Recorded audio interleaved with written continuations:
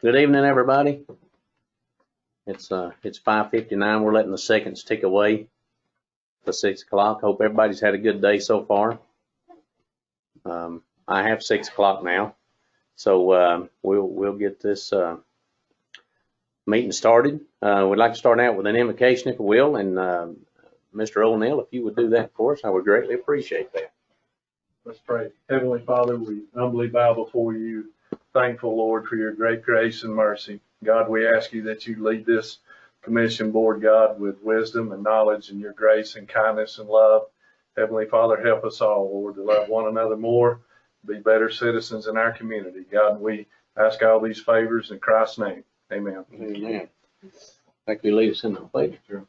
I pledge allegiance to the flag of the United States of America, republic for which it stands, one nation, under God, indivisible, with liberty and justice for all. Thank you all. Item number 2 on the agenda today is we're going to start out with some unfinished business. Line number 2 is to approve the minutes of January 12th, 2021, a regular scheduled meeting. Commissioner Johnson, have you had a chance to look over those? Yes. Commissioner Patterson? Yes. Any errors or omissions that y'all can tell? I have no objections. Okay. I have not either. All right, I'll ask for a vote to approve the minutes of the January 12th meeting. I'll make a motion. I'll second. All in favor say yay. Yay. Yay. Yay. Thank you. Number 3 was we tabled a variance request from Lawrence Freckman. And I believe we tabled it due to the sign not being out for the allotted time that needed to be posted. He has since done that. The only other issue that I had was that we make sure that we put that the county will not be responsible for any stormwater drainage as the way the land lays, that we will not be responsible for that. Commissioner Patterson, do you have anything further on this one? No, Chairman. I have no issues with the variance. Okay. Commissioner Johnson? I have none. Okay. I'll make a motion that we approve the variance request from Mr. Freckman. All in favor say yay. Yay. Yay. Okay. Any opposed? All right, we'll approve the variance request. Line number 4 was a variance request that we had tabled from Ty Ernst and Ty Rambert. There was some questions regarding actually how it was going to take place, just to be honest with you. And I personally have asked Miss Woody to explain that to me. She actually did, and it seems that Trump Lane will actually become a driveway. The other 2 lots in question have a different access. They took 2 lots, if you'll remember, and made 1 lot out of it, because I think one of the lots was just, I don't think you were going to be able to use it at all as far as building goes. And of course, the easement will stay in as far as the as far as that goes. But Commissioner Johnson, do you have any further on this? No. Okay. Commissioner Patterson? No, I sent cleared up the issues as well, so I have no objection. Okay. I'll ask for a motion that we approve the variance request from Ty Ernst and Ty Rambert. I'll make a motion. I will second. All in favor, say yay. Yay. Yay. Any opposed? Variance request approved. The next we'll go into new business. Number 5 is a variance request from Thomas Schroth. And I hope I don't mispronounce any names, and if I do, by all means, give me a call and tell me. I went out, took a look at it myself. I didn't see any issues with it at all. Commissioner Patterson? I also went out to the last resort and looked at it. I don't see any issues at all. No concern. Commissioner Johnson? I have no objections. Okay. I will make a motion that we approve the variance request for Thomas Schroth. All in favor, say yay. Yay. Yay. Any opposed? Variance request is approved. Number 6 is we have our Director of Recreation, Eddie O'Neill. I know at one point in time in 2020, he had brought up that we're going to have to refinish the floors at the rec gym, and he has a request. And Mr. O'Neill, if you would like to go ahead and present that, I'd appreciate it. Sure, it's time to refinish the floors again. What we would like to do, the floors have been refinished multiple times. I know it's been refinished 5 times since I was employed there in 2013. So we need to go all the way down to the wood and restart. And what we would like to do as we do it this time is add 6 pickleball courts, which would be 3 additional courts to that, and do this as a SPLOST project, as that sport has really grown. For our senior citizens, love to play that. There's about 70 different people that play that on a weekly basis. So we like to add that capacity as we do it. So to do all that, to do the flooring and repaint everything and repoly, the cost of that is $48,515. Be an additional $2,500 that we would have to do some wiring. They'd have to wire the floor sanders into a 3-phase, so we would need a pigtail, and then about $1,100-$1,200 to buy the equipment to the netting and stuff to play pickleball on. So we kind of like to kill 2 birds with 1 stone, if that makes sense to you. If we just painted it, the cost to just paint the additional pickleball game lines, that's an additional $3,000. Okay. So the initial cost of doing the floors, just to resand the floors, was, once again, I'm sorry. If you just reabraded the floors like in the past and polished them, that's only $10,000. But to go all the way down, yeah, you would have to go down and repaint everything, the basketball, volleyball lines back into the gym. And this will actually be coming out of SPLOST. This could be a SPLOST project, since we're adding the pickleball courts to these. We would actually do 2 floors and make 3 courts on 2 of the 4 floors. Yeah. Okay. So that total would be $51,015. Okay. Commissioner Johnson, you have any questions or discussion on this? No, I have no objections to go ahead and repaint the courts to make them accommodate the extra spaces for pickleball game. I think it'd be a good idea to accommodate for all out there. And it is definitely time to refinish the floors. So, Commissioner Patterson? I agree with Eddie and Commissioner Johnson. It is time to redo the floors, and pickleball will be great, especially for our older citizens, senior citizens, and there is a great interest out there for that. So I don't see, it's with Splosh, I don't see any issues, so I'm fine with it. And from what I understand, you have a pretty good following out there that come out there and participate in that. Yeah, Okay. they're dedicated for sure. Yeah. All right.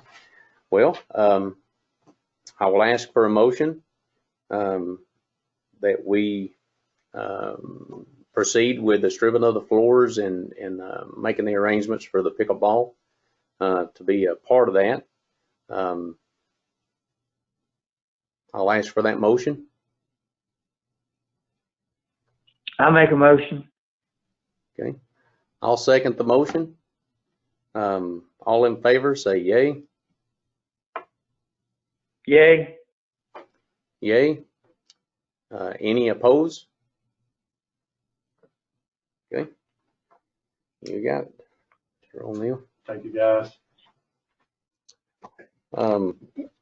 Line number 7, we have our Public Works Director, Mr. Ratcliffe, to discuss our LMIG program that we need to get going here shortly, I'm assuming. Yes, we do. Okay. We actually got to get this turned in by the end of the month, so it gives us the end of this week.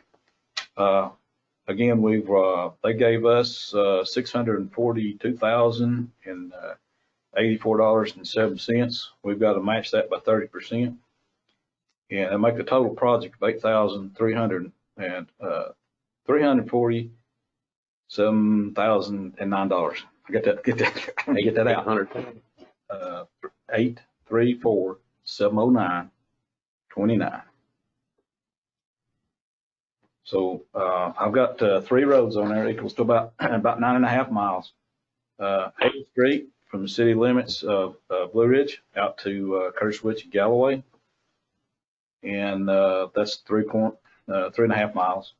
Dial Road from State Route 60 to Van Zants to the Deanport Bridge, that's about 2.5. Tennis Court Road from Highway 2 to Sugar Creek Road, and that's 3.10. So that's kind of what we're looking at. A bit close to the mileage we had last year. I think we had about seven last year.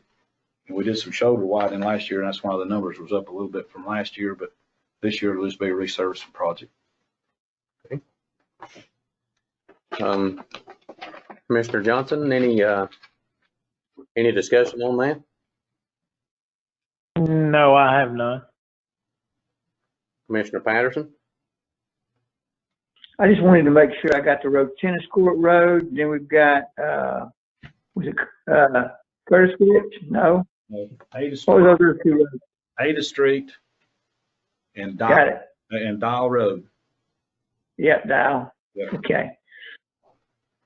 No, I have no objections to those roads. Okay.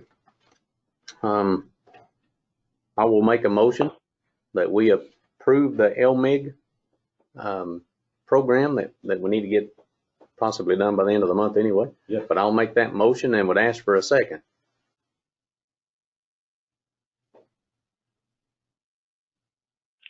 Second. All in favor, say yay. Yay.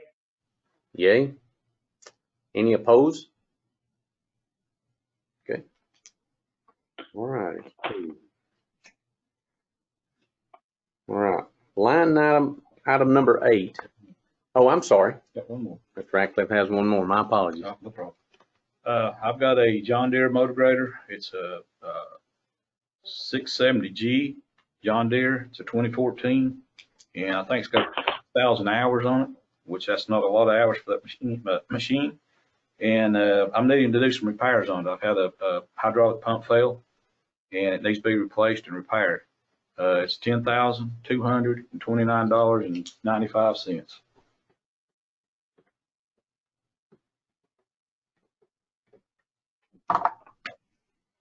Okay. A couple of questions on that. Sure. For me, Yeah. just because I don't know. So it's a 2014 model. It is. Do these things come with any kind of manufacturer's warranty? I mean, is it a certain year or hours or? It is hours, and all that's expired. So it's Okay. yeah, it's got like 6,000 hours on it, so it's past that. Okay. Well, what would the replacement cost of that particular grader be?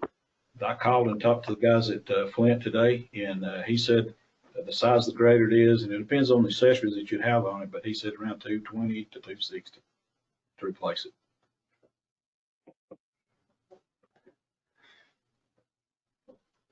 Commissioner Patterson, any discussion? Any questions?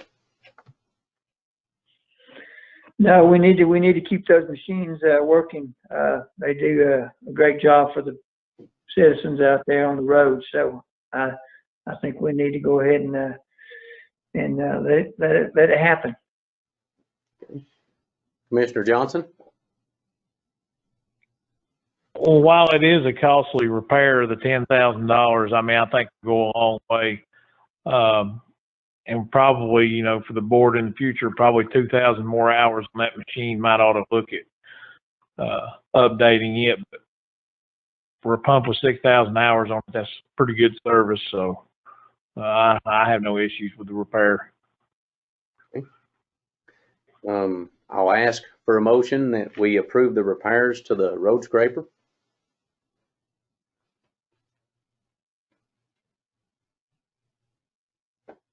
I make a motion. I'll second the motion. All in favor, say yay. Yay. Yay. Any opposed? Okay. Thank you, sir. Line item number 8.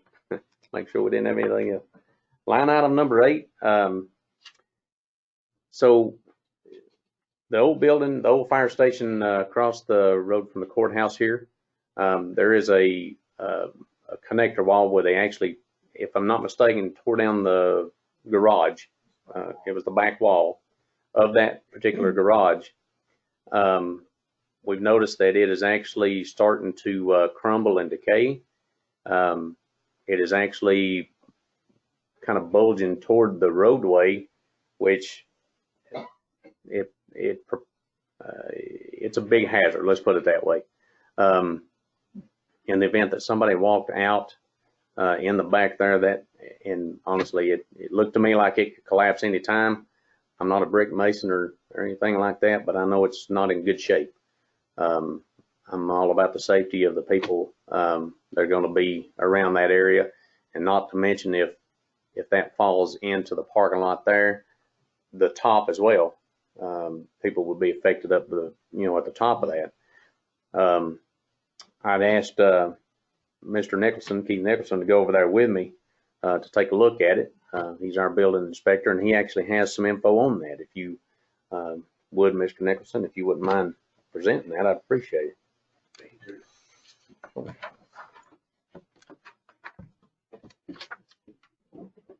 Okay, there has been about 6 contractors contacted trying to get prices and estimates on the wall.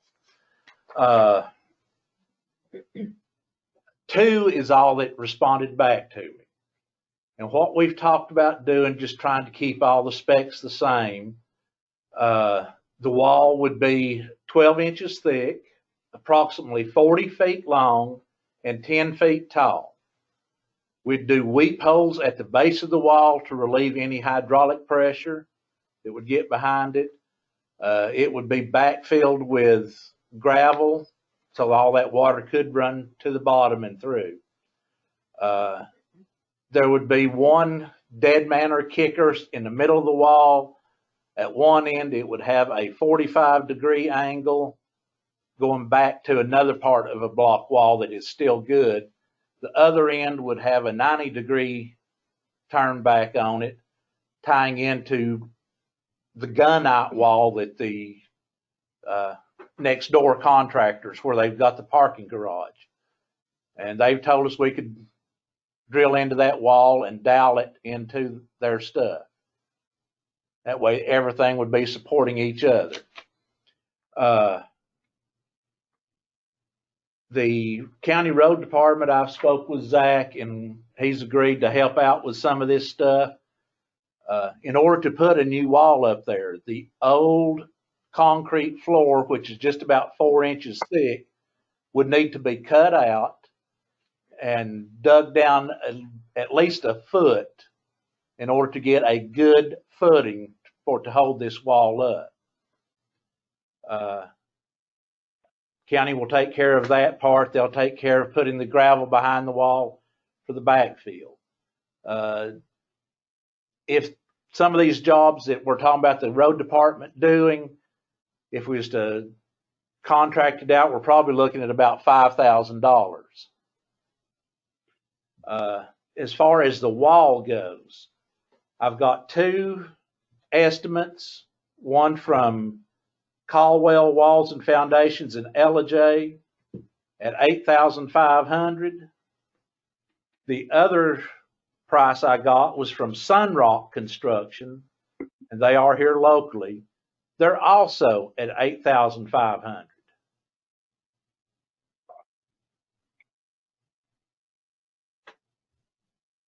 So would that $5,000 normally be in addition to that price? Is that what you're saying? Yes. Okay.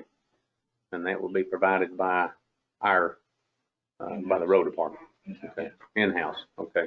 So that saves us $5,000 doing it that way. Commissioner Patterson, have any thoughts or discussion?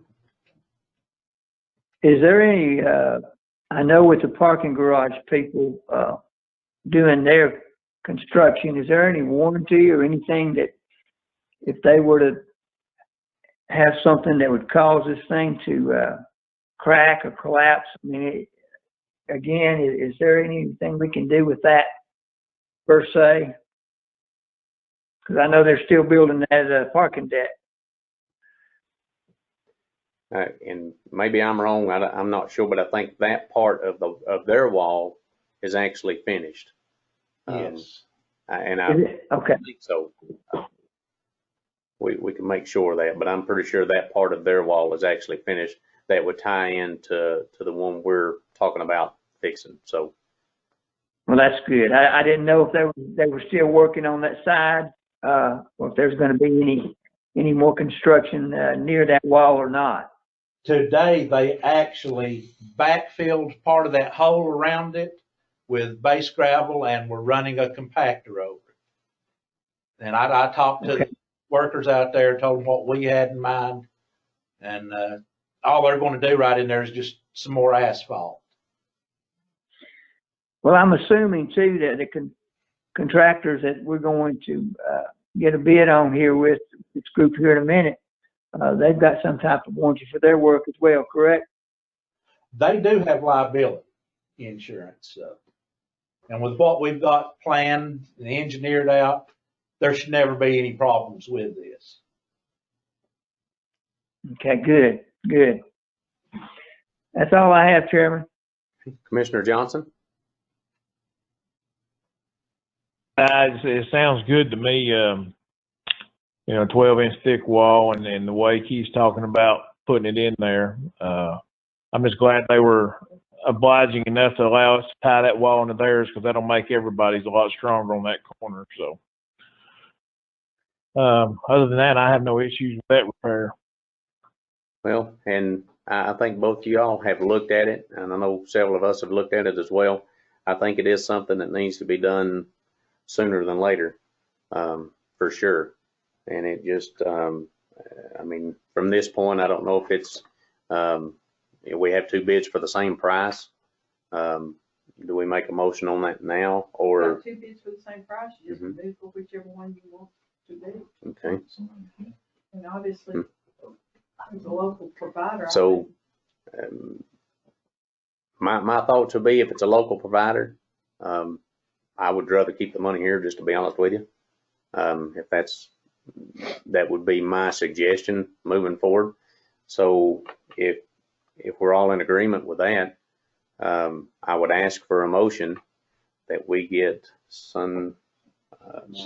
We award Sunrock the contract to fix this wall, and we would try to call them immediately to see if we can get on the list to get it done. So I would make that motion that we get Sunrock to get on the list to get it fixed sooner than later, obviously. I would ask for that motion. Can I get a second?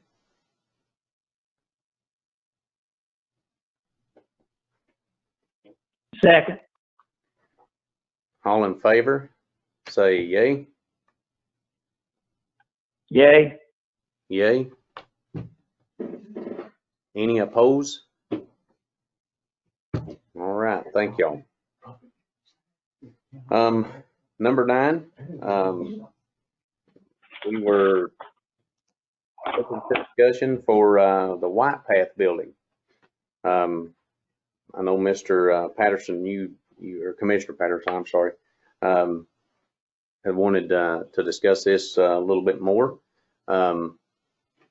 I'll give you the floor if you will. Do you have any questions or concerns, what we need to go over? Well, I like to start from the beginning. As most of you know, Mr. Johnson and I both last year voted to buy this property. We thought it was good property to have the admin building put on it. Still believe it's good property, but others disagree, and that's fine. What we need to do now is to find out, as most businesses do when they're doing a renovation, is to see if this building has any obstacles or any hidden obstacles, and that's what the drilling was about. Can't really actually know unless we do those drilling. It's announced that it's a standard procedure just to take away a lot of the risk involved. So whether we're, whatever we're putting down there, if we're putting anything down there, this needs to be done, and it is a standard procedure. We need to know as commissioners so we can make wise decisions, and the citizens as well need to know before anything else is done. So we're at a standstill, at a stop. Like I said, I think both Mr. Johnson and I like the property. It's probably worth more now. I've heard that property in the city is very high and scarce right now. But we're at a standstill and at a point.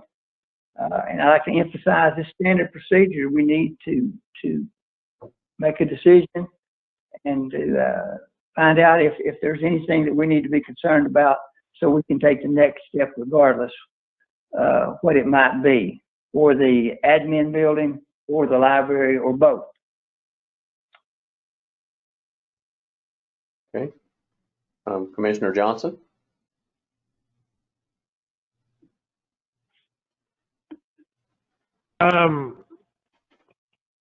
I would just probably rather see how both of you feel. And I mean, since the only reason I would need to vote on anything is if the two of you are stalemate. So, you don't mind. I mean, what type of drilling are we talking about?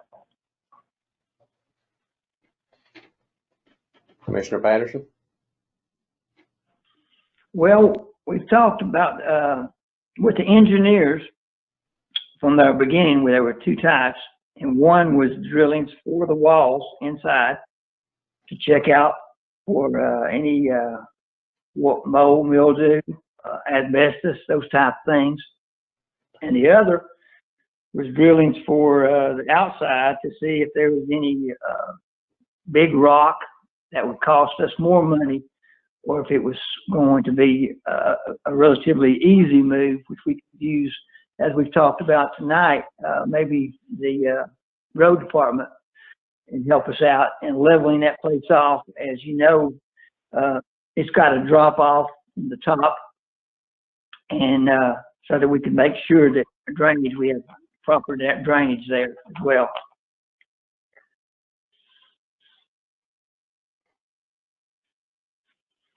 All right, so you're talking about how are we actually going to drill for mold?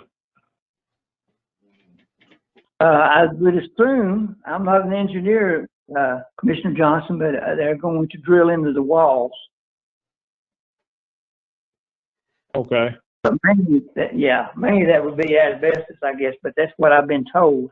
Like I said, I'm not an engineer, but into the walls of the building itself. So I'm new to all this myself. I'm not sure if checking for asbestos would require drilling. I really don't know that, but I do know that we do need to check for those items, and also maybe do a soil test to see if there's anything that would hinder us from moving forward if we so choose to move forward. And also, just again, down there looking at the lay of the land, the building is below the parking area, just from what I've seen. And I feel that that drill, and I don't know if there's any rock in there that would be big enough that we would have to worry about. And again, I may be totally wrong. That's just me. But with a building that is below, we'll call it below road level, below sea level, whatever you want to call it, below road level. I don't know as that would be an issue myself. And again, that's an opinion. But at the same time, I believe we may need to do soil tests if that's the case, to move forward to make sure that we can do that. Any more thoughts on that, Commissioner Johnson? No, and I believe if you're wanting to do some soil tests, it'll take care of the rock test in the process of the soil test. I think that's correct. If the concern is rock, I mean, I think you're gonna knock both of those in the head with the same stone. So, I mean, me personally, I'm not worried about any rock there because we've been involved digging all over Blue Ridge, and there's no rock in Blue Ridge that can't be dug. It's just not a lot of granite content in Blue Ridge, but I understand Commissioner Patterson's concern. I mean, that's something we need to know because we all know that parking lot needs to be taken down, and make sure all the drainage in the future is away from the building before anything new goes up.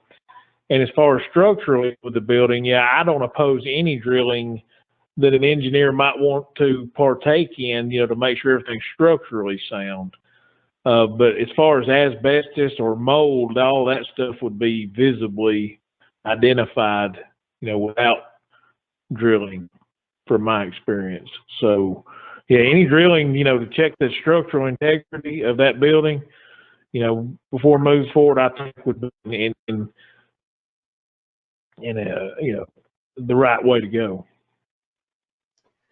So I think the next maybe step. Mr. Chair, Yes. Sorry. Go ahead.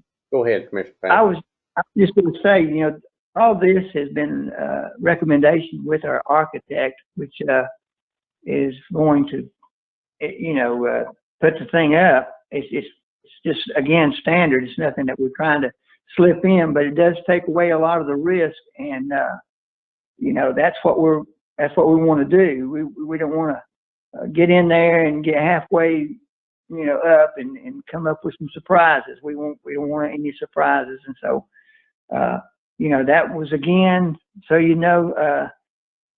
we had some engineers that he recommended was around $11,000, and that was for everything. So that's what we were looking at. I know there were some concerns with the cost, but I do know also we're having trouble right now locating people that just want to do half of it. That they don't want to do half of it. They want to do a complete.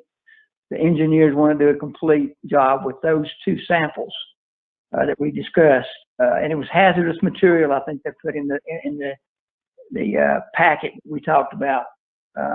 So I guess that can cover a lot of different things. Okay, so I guess my question would be, I know you said they want to do it all. Is there someone who can do a soil sample? that does just a soil sample. You'll have to ask Miss Doss about that. She's looking at it, but I think she's been having a difficult time with that. Miss Doss? The water authorities has engineers that help with the water authority. So I reached out to that firm, Carter Sloop, and they gave me the name of 5 companies that could perform this type of work. One of them was the company that we'd already, I believe that the architect had already recommended. One of them is the same company that has done work for the school board. Of the 5, we have the proposal that came with the architect. 2 additional firms have declined, saying it's just not worth it's not cost effective for them to come up here and just test for mold and asbestos. Because as I understood it, Mr. Patterson, the thought was, if there's mold and asbestos, we're going to need a price to remediate that before we even see if we're going forward. The problem is, Correct. The market in North Georgia is extremely hot right now, for a very unsophisticated term, and people just don't have the manpower to do small projects. So can you tie in, would there be one company, and I understand this gentleman that had made the proposal for $11,000 to begin with. Is there a company that would come and do soil testing as well as testing for asbestos? Not just come for asbestos, I understand that. They don't want to come in for $500 do this, and they're coming from wherever. You know what I'm saying? It's going to take that much money to do it. And I'm maybe being a little facetious on the price, but would somebody come and do 2 items of that? In other words, if we don't have to do the drilling, if we feel we don't have to do the drilling in the parking lot, would they be interested in coming doing the soil test plus check for asbestos, lead paint, anything like that? Well, I have the one that's already given us a price. I have the one for the Board of Education, and I have the 2 that responded to me. I've got 2 that didn't respond to me at all. I took that to mean we don't have time to fool with you. But I can certainly reach out tomorrow to those 4 and see what their time frame was and what's their cost. And if y'all are in agreement with that, that's I think that would be the next step to take. Mr. Patterson, are you in agreement with that? Yes. We do need to move and not, let it linger, because we do have some about a 1.3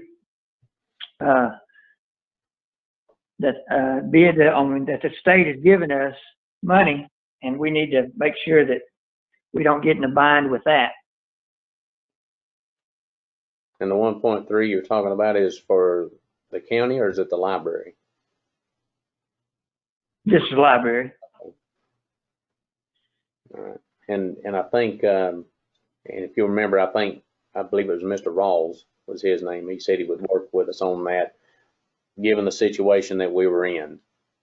And I'll reach back out to him myself just to make sure that's still on, because again, that is the library's grant. And we want to make sure that they don't lose that grant moving forward either. But Mr. Johnson, you have any other discussion with this?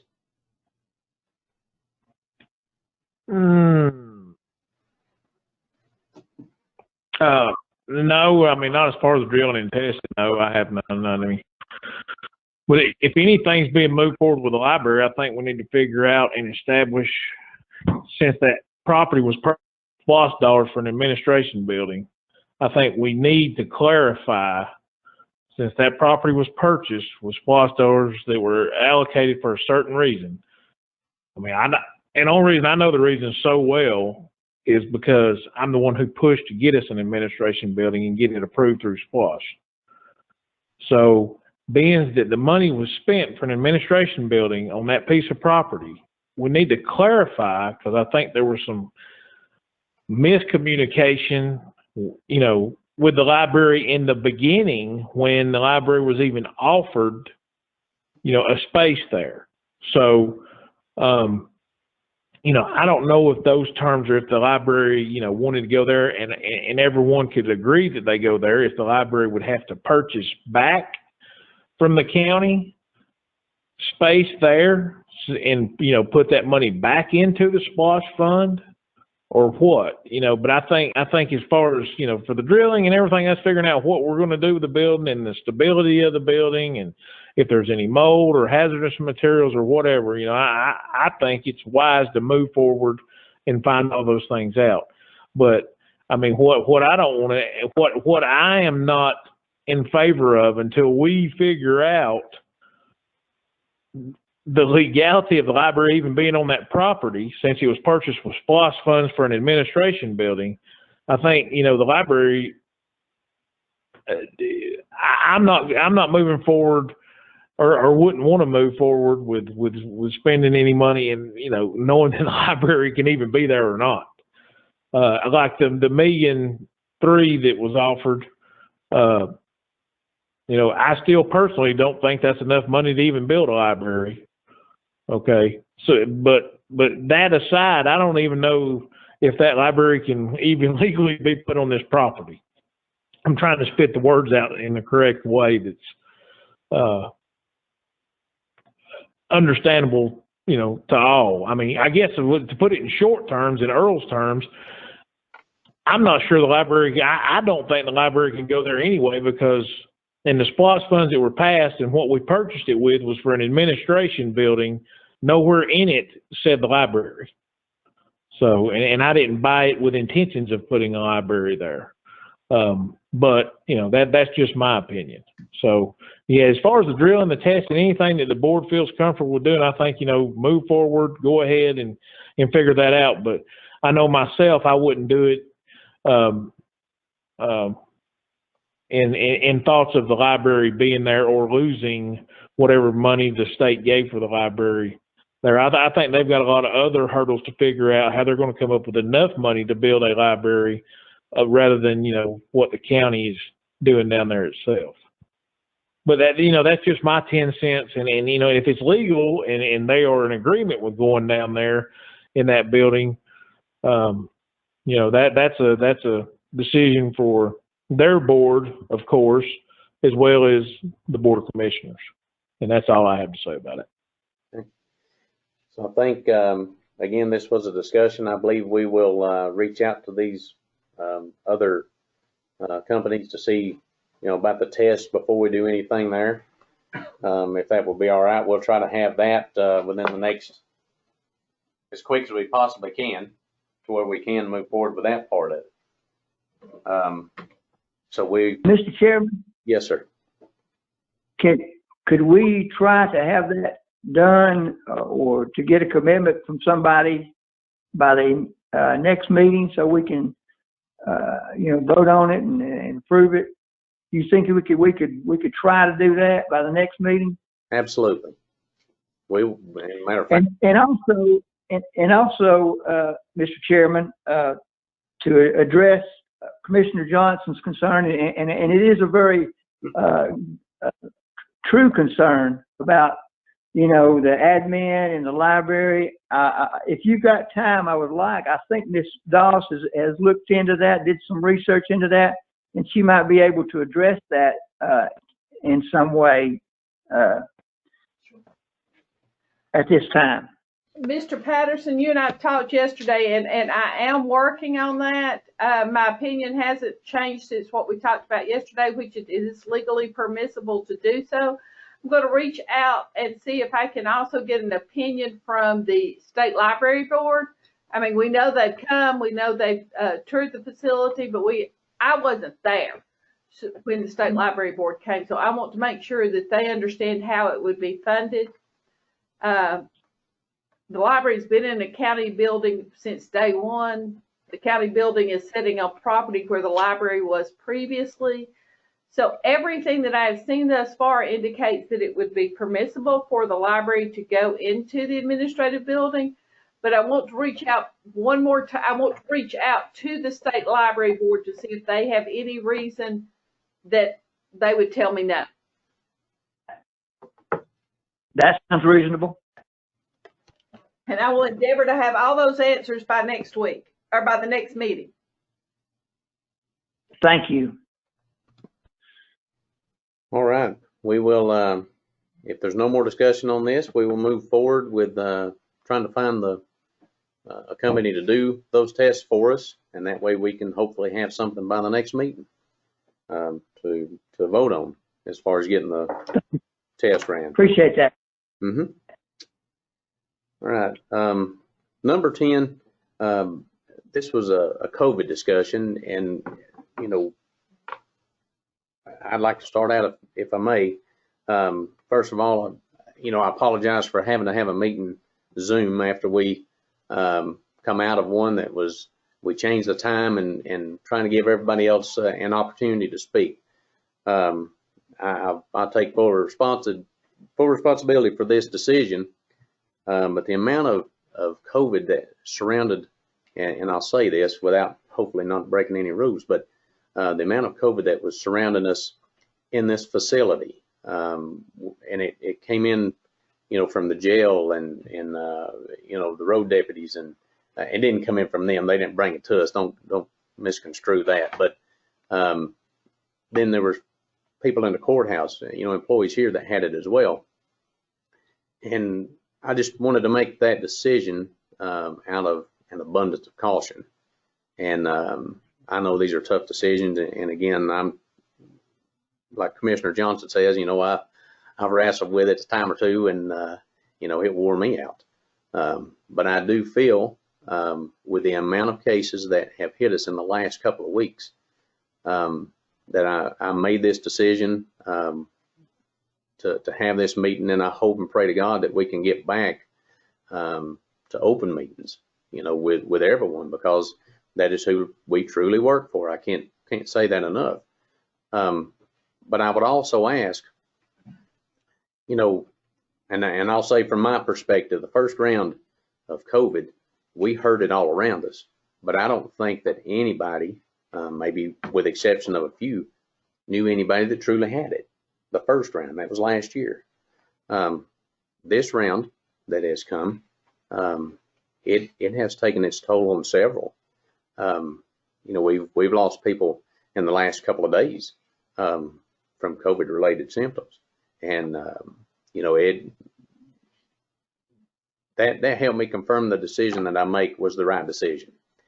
Not them dying, but to keep people safe moving forward. And I hope everybody understands that. And I never want it to be misconstrued as I'm trying to do anything underhanded by having a Zoom meeting, because I don't like this any more than anybody else does. I mean, to me, it's crazy talking into a computer, but here I am doing that. So I would ask if anybody's listening that they would just, you know, please use the caution moving forward. We have Robert Graham has set up, he has worked with the Kiwanis Club. We were trying to find a larger facility to administer vaccines. They were doing it at Station 1, and with the amount of vaccines that they were trying to give, we were looking for a larger place to make that happen.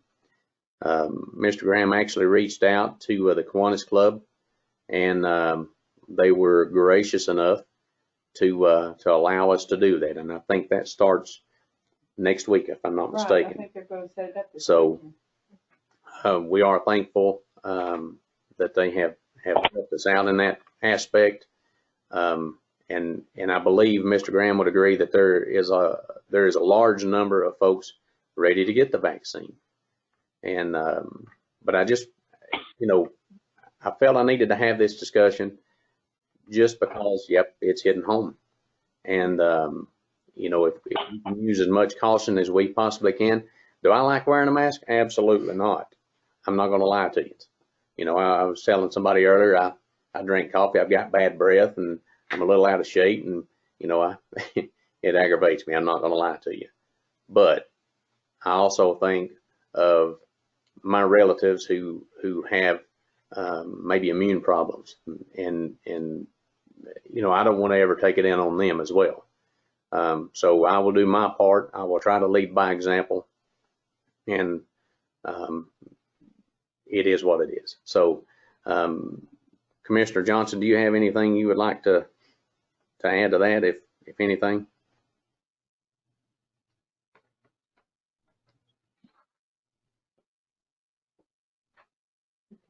Commissioner Johnson, Yes. do you have anything you'd like to add to that at all?